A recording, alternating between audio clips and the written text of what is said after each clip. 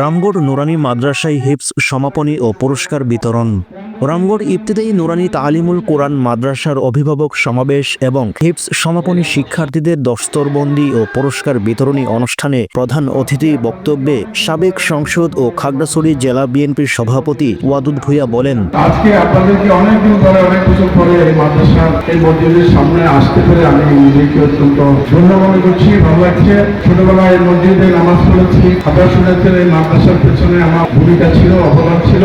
দীর্ঘ 18 বছর আমাকে সরকার আওয়ামী লীগ এই মসজিদে বা এই এলাকায় আসতে দেয়নি। যদি আমি গত 6 মাস ধরে এই এলাকায় আসছি, আসা যাওয়া করছি, আপনাদের সাথে আমার দেখা হচ্ছে প্রায় 18 বছর পর।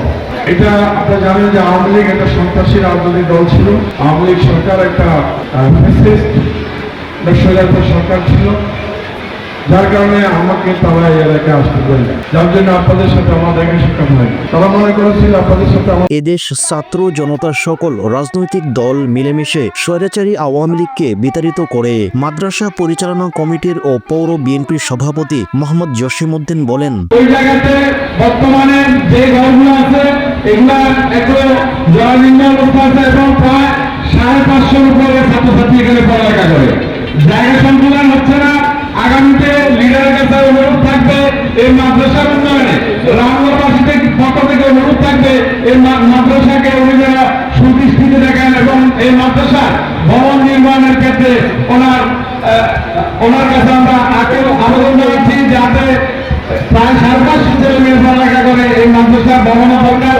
ওনার প্রোগ্রাম শেষে আমরা ওনাকে 1 মিনিট স্পষ্ট করে ভবনগুলো দেখাবো।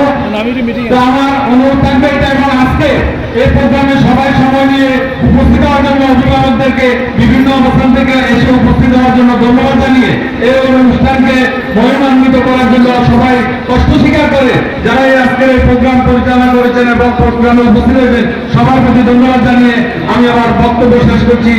মাদ্রাসা পরিচালনা কমিটির ও পৌর বিএনপির সভাপতি মোহাম্মদ জসিমউদ্দিনের সভাপতিত্বে সমাবেশে অন্যদের মধ্যে বক্তব্য রাখেন জেলা বিএনপির সহ সভাপতি হাফেজ আহমদ ভূঁইয়া। তিনি তার বক্তব্যে বলেন,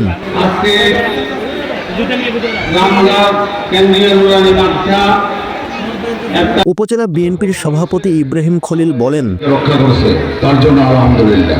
প্রিয় বন্ধু, রামগড়ের কৃতি সন্তান জননেতা ওয়াদুদ ভূঁইয়া এই নুরানি মাদ্রাসার যে ভবনটি আছে সেটা উনি বরাদ্দ দিয়ে করে দিয়েছেন। সম্ভবত কন্ট্রাক্টর এখানে আছেন, আমাদের কন্ট্রাক্টর সাহেব এখন সম্ভবত আমাদের সুজাত আলী কাকা। সেই ভবনের পরে উল্লেখযোগ্য আর কি কাজ হয়েছে আমাদের জানা নাই। একটা গুরুত্বপূর্ণ প্রতিষ্ঠান, যে প্রতিষ্ঠান বর্তমানে 1 নম্বর অবস্থানে অবস্থান করছে, সেই প্রতিষ্ঠানটিকে তারাও একটা ভালো পর্যায়ে নিয়ে যেতে পারেনি। এছাড়াও রামগড় কেন্দ্রীয় জামি মসজিদের খতিব মাওলানা মোহাম্মদ আব্দুল হক বলেন,